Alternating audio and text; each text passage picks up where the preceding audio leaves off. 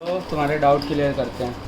ठीक है, तुमने पूछा कि ये यहाँ पे लिखा है scale 1 unit equal to 100 marks. तो ये स्केल होता है, ये कौन सा वाई स्केल होता है, ये एक्स स्केल होता है। ग्राफ एक्स वाई जेड तीन होते हैं ना, मतलब जेड तो दिखाते नहीं है, एक्स वाई में दिखाते हैं, क्योंकि एक्स वाई जेड 3D हो जाता है, यानी 3 डायमेंशन।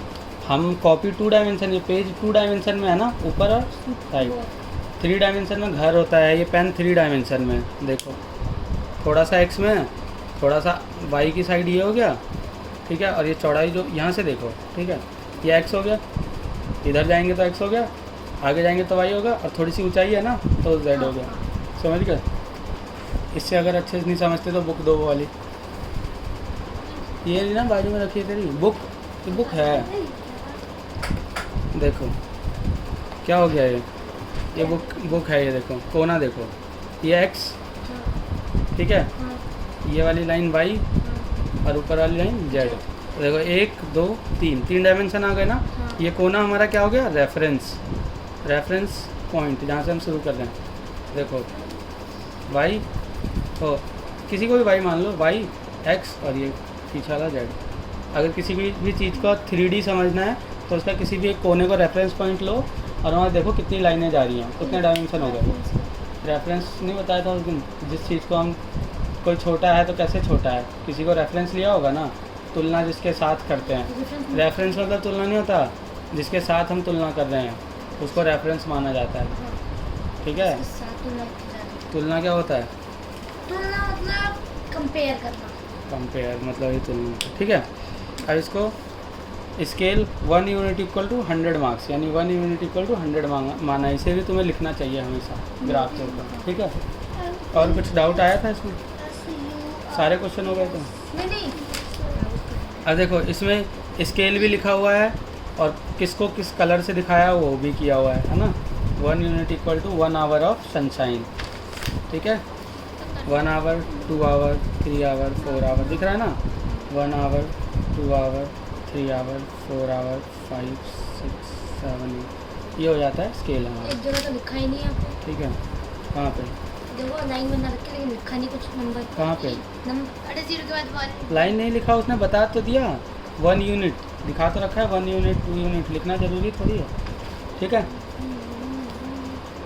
लिख भी दो, वो स्टैंडर्ड तरीके होते हैं, धीरे धीरे सीखो। डाउट आया था किसी में? क्वेश्चन 5 का ये सेकंड थर्ड पूछना था। चलो मैं डायरेक्ट साथ साथ क्लियर करवाता जाता हूँ ना, सारे एग्जांपल क्लियर करवा देता हूँ, बाकी तुम खुद कर लो। ठीक है, एग्जाम बता देता हूँ ना एक बार, और वो भी क्लियर करवाऊँगा जो भी तुम्हारा डाउट है। ये कैसे बाहर निकल जाता है? तुम इसको खाते हो? नहीं, ये पेन ना खींच के निकले। खींच के निकल गया, बार बार निकालती हुई पेन। तुम्हें पता है ना पेन कितनी ज़रूरी, पेन का कैप कितनी ज़रूरी चीज़ होती है। ठीक है, इसमें नीचे जाओ। ठीक है, ए मैथमेटिक्स टीचर वॉन्ट्स टू सी, एक मैथ्स की टीचर है, वो देखना चाहती है, वॉन्ट्स टू सी या देखना चाहता है, whether the new technique of teaching she applied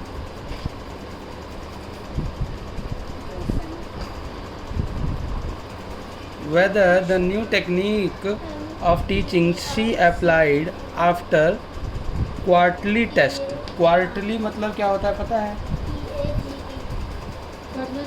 half year मतलब साल का आधा महीना, यानी 12 महीने होते हैं, 6 महीने। तो क्वार्टरली मतलब हो गया 3 महीना। ठीक है, क्वार्टर मतलब 1/4। ठीक है, क्वार्टर 1/4 होता है। और जैसे एक एप्पल है, उसका क्वार्टर हिस्सा सिद्धांत को दिया, क्वार्टर तुझे, क्वार्टर तेरे को, क्वार्टर मेरे को, यानी 4 हिस्से हुए ना, तो 1 का चौथा भाग। ठीक है, वो क्वार्टर होता है।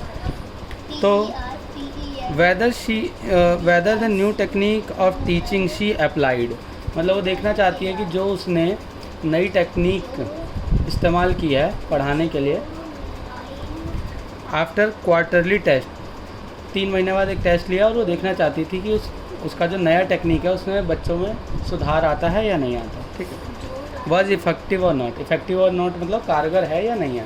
अगर मैं कोई तुम्हें नया तरीका पढ़ाने का स्टार्ट करूँ और मैं चेक करूँ कि तुम्हें समझ आ रहा है या नहीं आ रहा है। तो वो एक नई टेक्निक हो गई ना, वो मैंने अप्लाई की और चेक करने का। C takes the score of 5 weakest है, sorry, score of the 5 weakest children in quarterly test.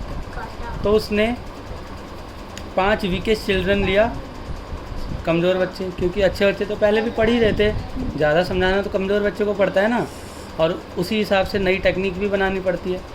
तो 5 हफ्ते बाद उसने 5 नए बच्चों का टेस्ट लिया, और 5 नए बच्चों का टेस्ट लिया किसके बाद? क्वार्टरली टेस्ट के बाद, आउट ऑफ 25 में से, and in half year test out of 25, and in the half yearly test out of 25, और हाफ ईयरली टेस्ट भी लिए।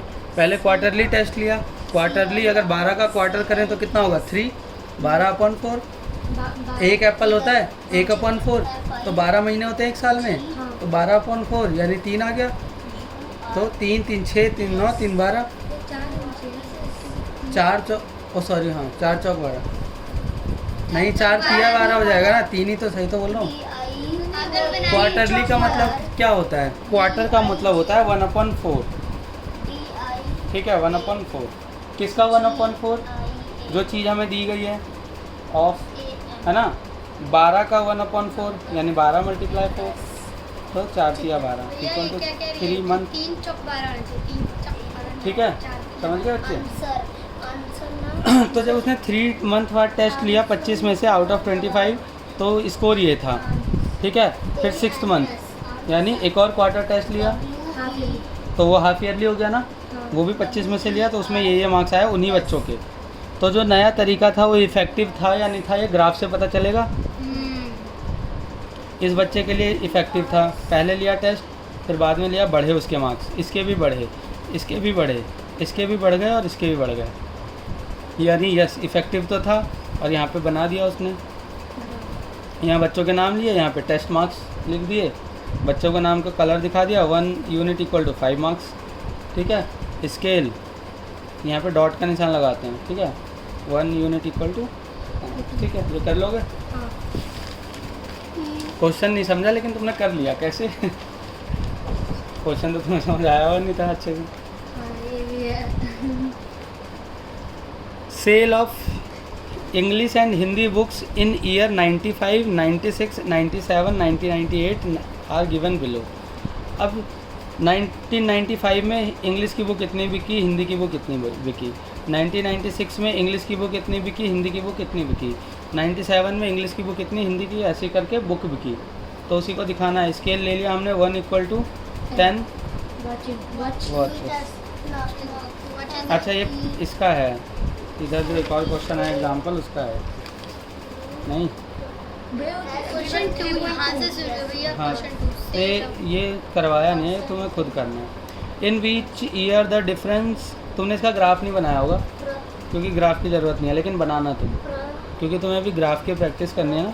इन which year was the difference in the scale of 2 language books least. Least मतलब क्या होता है? सबसे कम। तो कौन से ईयर में जो डिफरेंस था सेल में वो सबसे कम था? यहाँ पे देखो डिफरेंस कितना है। डिफरेंस क्या होता है? डिफरेंस क्या होता है? Difference equal to final minus initial minus final, या फिर मैक्सिमम माइनस इनिशियल और लोएस्ट या मिनिमम, ठीक है। बिगेस्ट भी हो सकता है, हाँ बिगेस्ट भी लिख दें, मतलब बड़े में से छोटा डिफरेंस होता है। तो देखो यहाँ पे डिफरेंस कितना है? 500 में से 350 गया, कितना बचा? 150। 525 में से 400 गया, कितना बचा? 125। इन दोनों का डिफरेंस 150, इसका डिफरेंस 125। 600 में से 450 गया तो 150, और यहाँ पे 30 डिफरेंस आया। 650 में 620। एंगल, एंगल मतलब होता है कोना। एंगल ये होता है, इसको बोलते हैं ANGLE। जैसे ये कर दूंगा तो इसका मतलब एंगल होता है, समझ गया? ये एंगल के नीचे भैया मुर्गा बन सकते से दिख नहीं रहा है कुछ एंगल लिखा नहीं है पता मुझे, ठीक है। तो least in which year the difference in the scale of the language book least, मतलब जो कौन से ईयर में जो स्केल है लैंग्वेज के बुकों का वो सबसे कम है। स्केल मतलब ये चीज़ कब कम आएगी, मान लो इसका 650 तक गया, इसका हल्का सा ऊपर जाएगा ना, 650 620 यानी थोड़ा सा कम रह जाएगा, है ना। लाइक ऐसे बनेगा ना ग्राफ, तो मान लो 650 इतना है, तो 620 थोड़ा सा ही कम होगा ना। तो इसी में तो डिफरेंस ये हो गया, 3 का 3 इन दोनों के बीच में डिफरेंस, थोड़ा सा डिफरेंस 30 का डिफरेंस इसी में। तो किस में? 1998 में। Can you say that the demand for English book rose faster justify. Can you say, क्या आप तुम कह सकते हो, the demand of the English book rose faster, कि इंग्लिश बुक की डिमांड बहुत तेज़ी से बढ़ी, क्या तुम कह सकते हो कि इंग्लिश डिमांड क्या होता है जब लोग ज़्यादा पढ़ने लगते हैं, तो क्या तुम कह सकते हो कि इंग्लिश बुक की डिमांड बहुत तेज़ी से बढ़ी? कह सकते हैं। देखो यहाँ पे डिफरेंस 150 था, अगर कोई चीज़ तेज़ी से बढ़ा तो उन दोनों के बीच का डिफरेंस देखेंगे ना, एक रेफरेंस हो गया, हिंदी की हमेशा ज़्यादा थी तो हिंदी से रेफरेंस हो गया, यहाँ 150 है, यहाँ 125, यहाँ पे 150 और यहाँ सिर्फ 30 का गैप बचा, यानी 1998 आते आते लोगों ने इंग्लिश की बुक ज़्यादा लेना शुरू कर दी ना, तो कहेंगे yes the demand of the English book rose fasterly. Rose मतलब किसी चीज़ का उदय होना, ये रोज़ गुलाब वाला रोज़ नहीं है, ठीक है। रोज़ मतलब रोज़ नहीं, कोई चीज़ तेज़ी से बढ़ना, रोज़ फास्टर, ठीक है। रोज़ मतलब उदय होना, जैसे इंग्लिश लैंग्वेज का हमारे भारत में तेज़ी से उदय हुआ है ना। पहले इंग्लिश बहुत कम बोली पढ़ी जाती थी, अब बहुत ज़्यादा पढ़ी जाने लग गई, है ना, समझ गए ना। अब इन क्वेश्चनों पर आया था, ये सारे क्वेश्चन दोबारा से करना फिर से। विथ यूज़ द ग्राफ 3.3, यह ग्राफ को यूज़ करके बताना है टू आंसर। जैसे हमें इससे एक ग्राफ बना रहे हैं तो इससे भी हमें ये चार्ट बनाना आना चाहिए ना, ठीक है।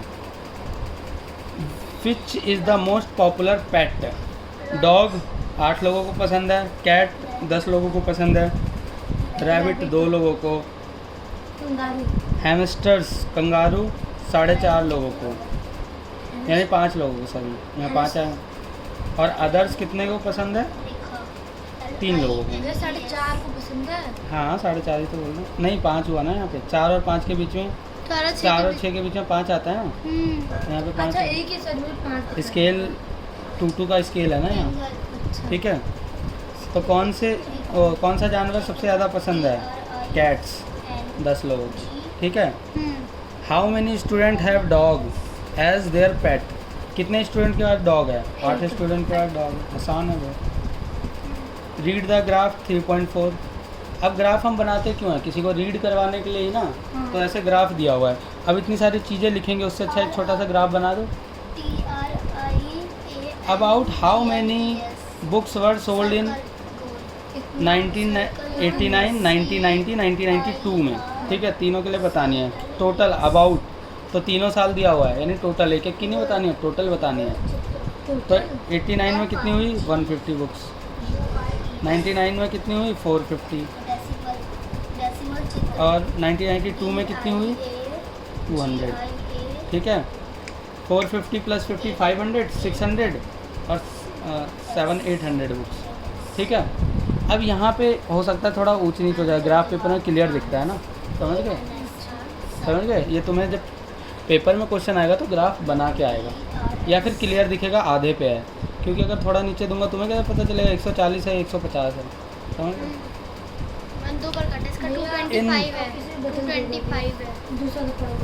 सुनो, in which year were about 275 books sold, 475 books sold, about 225 books sold, कौन से ईयर में 475 किताबें बिकी?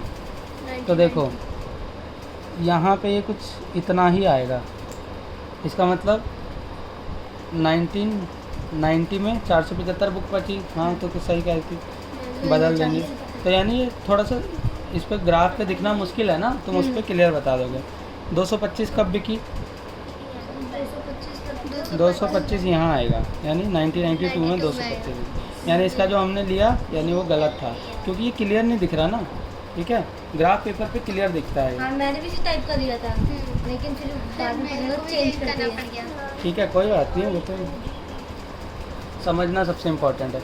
इन विच ईयर वर क्या है, फीवर देन, फीवर मतलब कम होता है, ठीक है, बुखार भी होता है, वो FIVER होता है। In which year were fewer than 250 books sold, कौन सी ईयर में 250 से कम किताबें बिकी? 1989 में 250 से कम किताबें बिकी, और नहीं 250 का 150 होगा, 250 है ना? यहाँ 250 इसमें 150 है। नहीं, उसने बोला है कि कौन से ईयर में was fewer than the book, और कितना कम था ये भी बताना, ठीक है, वो देख लो ग्राफ। 100 और 200 के बीच में आपने ये बोला, तो ये आया ना, इस साल में 250 से कम किताबें बिकी ना, 250 से कम, यानी अच्छा, इससे कम किस में बिकी? फिर इसमें बिकी 1992 में। फिर मैंने बोला कर दिया। मैंने can you explain how you would estimate the number of book sold in 1989? क्या तुम बता सकते हो कि कितनी बुकें बिकी 1989 में, और एस्टिमेशन यानी अनुमान कैसे लगाओगे? By using the graph scale, graph पे स्केल बना होता है, देखा है ना, पतली पतली लाइनें होती है, तो उसी को यूज़ करके बता सकते हो, पेपर पे तो बता नहीं सकता कोई भी, ठीक है। अब इसका ग्राफ बनाना है। How would you choose a scale, scale कैसे चूज़ करोगे तुम? मैं चूज कर लेगा। By measuring a simple scale of 15 centimetre, 15 centimetre के सिंपल स्केल को मीज़र करोगे, और स्केल चूज़ कैसे करोगे? 20 का कर लो, 30 का कर लो, 40, 50, 100 तुम्हारी मर्जी है, ठीक है। 10 का करना बेस्ट रहेगा इसके लिए, या इसके लिए 20 का बेस्ट रहेगा, थोड़ा छोटा बनेगा, 30 का भी ले सकते हो, मर्जी है। इन सब में कौन सा डाउट था तुम्हारा? ये सब तुम खुद ही क्लियर करना, ये लोग क्लियर हो चुका है। आसान है। इसमें डबल बार ग्राफ बनेगा, इसमें सिंबल बार ग्राफ बनेगा। ये छुटिया का है, नहीं है, तो फिर गलत लगा रहा। Find the ratio of student of 6th and the 8th class in, तुझे पता है? सुनो 6th का और 8th क्लास का रेशियो बनाना है। 6th ये है हाँ 8 और 8th का है, 8th ये है, तो रेशियो 6th और 8th का रेशियो लेना है, यानी 6th में 120 आया और इसका 100 आया, ये कुछ है 6 और 5, तो 6 रेशियो 5 आ गया ना आंसर। कोई मुश्किल तो था ही नहीं। भैया छुट्टी लगी है ना, मुझसे चलो, पूछा था तो कोई बात नहीं। अरे क्या हो गया, तू पिच क्यों कर रही है बार बार? हाँ नहीं आया, कोई बात नहीं। नहीं आने का मतलब अभी सीखने को बहुत कुछ है, जब इंसान को सीखने को कुछ नहीं है तब तो बेवकूफ़ हो गया ना। कैसे तो सीखने में पापा तो कहते हैं तेरे पास सीखने के लिए कुछ भी नहीं है, पढ़ने के लिए कुछ भी नहीं है। हाँ तो यानी वो बेवकूफ़ है। कैसे? इंसान को सीखने के लिए मिलते रहे तो अच्छा है ना, और जितना ज़्यादा सीखने को मिले उतना अच्छा होता है या बुरा होता है? हाँ, अच्छा तो जब तेरे को कुछ सीखने को नहीं मिल रहा तेरे साथ बुरा हो रहा है ना, और जब मेरे पास सब कुछ है तो भी बुरा हो रहा है, कैसे? सब कुछ सीख लिया तो क्योंकि कुछ तो नया आया ही होगा जो तुझे पता नहीं है। ऐसा कोई नहीं है जिसे सीखने को कुछ नहीं है ना। समुंदर में से एक बूंद पानी है तुम्हारे पास तो बहुत पानी हो गया तुम्हारे पास। नॉलेज भी ऐसा ही है, समझ गए? नॉलेज ओशियन है, उसका एक बूंद भी तुम्हारे पास नहीं है, समझ गए? मेरे पास भी नहीं है, तुम्हारे पास तो छोड़ो, और मेरे पूरे नॉलेज का एक बूंद तुम्हारे पास नहीं है, तो सोच लो तुम्हें कितनी नॉलेज होगी। पूरे समुद्र का एक बूंद मेरे पास भी नहीं है, और मेरे पास जितना है उसका भी एक बूंद तुम्हारे पास नहीं है, तो समझ जाओ तुम्हारे पास कितना नॉलेज है। जस्ट जोकिंग, तुम्हें इतना तो आता है। ये पूछना है, in which subject improvement the least. सुनो, किस सब्जेक्ट में, देखो पहले किसी बच्चे का फर्स्ट टर्म में इतने इतने मार्क्स आए, सेकंड टर्म में इतने इतने मार्क्स आए, तो किस टर्म में इम्प्रूवमेंट जो है लीस्ट हुआ है। मतलब इम्प्रूवमेंट मतलब होता है जिसमें आगे बढ़े हो आप, किसी में नहीं बदलाव नहीं होता। इम्प्रूवमेंट मतलब जो इम्प्रूव करो खुद को, यानी खुद को और अच्छा बेहतर बनाना। इम्प्रूवमेंट मतलब होता है बेहतर करना। तो पहले इसमें 67 आए, इसमें 70 आया, यानी 3 का इम्प्रूवमेंट हुआ। इसमें 72 था और इसमें 65 आया, तो इसमें तो इम्प्रूव से और डिमोशन हो गया, इम्प्रूव तो हुआ ही नहीं। इसमें इम्प्रूव 7 का हुआ, इसमें इम्प्रूव कितना हुआ 4 का, इसमें इम्प्रूव कितना हुआ 2 का, और 55 में से -81 यानी 4 बचा ना। इम्प्रूव, पहले 81 नंबर आया और अब 85 आया, तो कितना इम्प्रूव हुआ? हमने बोला मुर्गा भैया बना। ने सिर्फ एक ही सुना था, उसके बाद भैया ने आगे नहीं सुना। 2 सुना था, एक परसेंटेज सुना था, हाँ ठीक है। उसके बाद बुक वाला सुना था। फॉलो अब सारा सुनो, बैठ के सुनो। 4 तो मीनिंग ही है, देखो 1 2 3 4 5 5 मीनिंग में। 10 से पूरे इधर भी था, मुझे लगा सिर्फ इधर वाला ही है। तो क्या हुआ, इधर वाला भी याद नहीं किया? हमने क्या था, बस 10 लिखिए, 10 से ज़्यादा मत लिखिए। तो कोई बात नहीं, किताब वाला भी तो था, तूने दोनों में से कोई सा याद नहीं किया? तो याद तो करना पड़ेगा ना। करो करो, याद करो, ऐसे करो। मार पिटाई बंद कर रखी है इसकी, मुर्गा बना के याद करो। पनिशमेंट मिलेगी। अब 5-6 में से ही नहीं सुना पा रहा तू। देख, ये तेरे को याद नहीं था परसेंटेज, ठीक है। ज्योमेट्री की स्पेलिंग तेरे को याद नहीं थी, ये भी याद नहीं था, तो 5 में से 3 ये याद था तुझे? पैरेलल याद था तुझे? हाँ सुनाइयो। क्या पैरेलल थी? PARALLEL। अभी याद किया तो याद ही होगा भैया। कोई नहीं, पिछली वाली चलो मुर्गा बन के फटाफट याद करें, ठीक है। देखो फर्स्ट टर्म का मार्क्स ये है। अब इन दोनों में इम्प्रूवमेंट कितना हुआ? 2 का। इसमें इम्प्रूवमेंट कितना हुआ? 65 - 72, यानी इम्प्रूवमेंट तो माइनस में हो गया, -7 का इम्प्रूवमेंट हुआ, है ना। तो सबसे कम इम्प्रूवमेंट किस में हुआ? इसमें। सबसे ज़्यादा इम्प्रूवमेंट इसमें हुआ है। In which subject improvement the least? सबसे कम इम्प्रूवमेंट हिंदी में हुआ, हाँ सबसे ज़्यादा कहेगा तो इसमें होगा, मैथ में। समझ गया? ऐसे कर करके। और क्या था इसमें डाउट आगे? भैया ये भी समझा दो second. Has the performance go down in any subject? किसी सब्जेक्ट में परफॉर्मेंस डाउन गया है? अगर देखो, इसका ना ये भी हो सकता है आंसर, लेकिन इंजीनियरिंग में ये होगा आंसर, क्योंकि इम्प्रूवमेंट सबसे कम इसी में हुआ है ना। वैसे तुम्हारे में शायद ये हो आंसर, और दूसरे का ये सब हो कि किस में डाउन गया, किस सब्जेक्ट में परफॉर्मेंस जो है डाउन गया। इसमें गया डाउन, माइनस आते ही डाउन जाना होता है ना, समझ गया। Which sport is most popular? Cricket को इतने लोग पसंद करते हैं और पार्टिसिपेट इतने करते हैं। वॉचिंग। बॉस, हाँ, और Watching मतलब? देखते हैं टीवी में जो देखते हैं, हर कोई खेलता नहीं है ना। पार्टिसिपेट इतने करते हैं जो खेलते हुए हों। बास्केटबॉल इतने करते हैं पार्टिसिपेट, इतने स्विमिंग इतने करते हैं, इतने इतने इतने, ठीक है। तो क्रिकेट इतने लोग खेलते हैं, तो मोस्ट पॉपुलर कौन सा है? ये वाला, है ना। ऐसी। Which is most preferred? सबसे ज़्यादा प्रीफर किसको किया जाता है? प्रीफर मतलब जो खेलना पसंद करते हैं, इसको क्रिकेट ही। इंडिया में की बुक है ना, तो क्रिकेट ही है। वैसे मोस्ट पॉपुलर गेम है फुटबॉल, पता नहीं। नहीं भैया, hockey national game. Take the national game है, लेकिन सबसे ज़्यादा प्रेफर दुनिया में अगर करते हैं तो फुटबॉल को, इंडिया में करते हैं तो क्रिकेट को। Take the data given the minimum and maximum temperature of various city. ठीक है, तुम्हें एक डाटा लेना है खुद से हर सिटी का इंडिया में, और उसका मैक्सिमम टेम्परेचर लेना है और मिनिमम टेम्परेचर लेना है, ठीक है। हर सिटी का। हाँ, जैसे दिल्ली का हो गया, बॉम्बे का हो गया, कलकत्ता का हो गया, बिहार का हो गया, ऐसे टेम्परेचर लो। और हाँ, तो 29, अरे 10 का ले लो, उसका ग्राफ बनाना है। मैक्सिमम भी लेना है और मिनिमम भी, तो डबल वाला ग्राफ बनेगा। मैक्सिमम इतना था, मिनिमम इतना था, ठीक है, ऐसे बन जाएगा।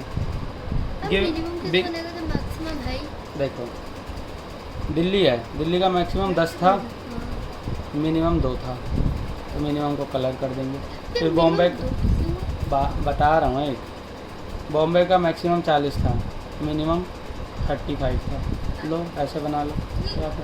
Temperature in degree Celsius, temperature दिया होता है, हर टेम्परेचर का मैक्सिमम, समझ गए। कितने टाइम में सबसे कम? पूरे दिन में किसी टाइम तो सबसे कम टेम्परेचर रहा होगा, सुबह 5-4 कभी भी, और किसी टाइम तो सबसे मैक्सिमम गया होगा, तो मिनिमम लिखना है और मैक्सिमम लिखना है, समझ गए। Take the data given the minimum and maximum temperature of various city, the beginning of the chapter 3.1 जो टेबल है उसके अंदर मिनिमम एंड मैक्सिमम डाटा दिया हुआ है। 3.1 का है टेबल, ये रहा। देखो जनवरी में है, गड़बड़ है कुछ, नहीं यहाँ पे नीचे नहीं है। तुम कोई नहीं, न्यूज़पेपर वगैरह या गूगल पे डेली का दिखाता है क्या दिखाता है? टेम्परेचर, कुछ भी झूठ उससे नहीं कर है। लेंगे।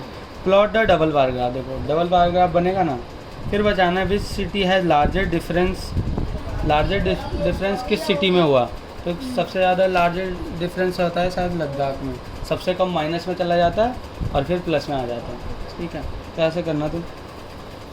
ठीक है, maximum temperature of various city, सारे सिटी का मैक्सिमम टेम्परेचर बताना है। ठीक है, मिनिमम एंड ठीक है। Minimum temperature. Which is the hottest city, सबसे गर्म सिटी कौन सी थी जिसका टेम्परेचर सबसे ज़्यादा होगा। Which is the coldest city, जिस सिटी का टेम्परेचर सबसे कम होगा। जैसे लद्दाख है, लद्दाख का टेम्परेचर 2 या 4 डिग्री से ऊपर जाता ही नहीं, तो वो सबसे कोल्डेस्ट हो गया। अब सबसे गर्म होता है राजस्थान, जिसमें 48-49 डिग्री तक पहुंच जाता है। ठीक है, कम ही नहीं होता है। कम होता है, सुबह थोड़ा बहुत कम हो जाता है। चलो, क्या अभी बुक वाला याद कर। ठीक है, name 2 city where maximum temperature of one was less and the minimum temperature of the other.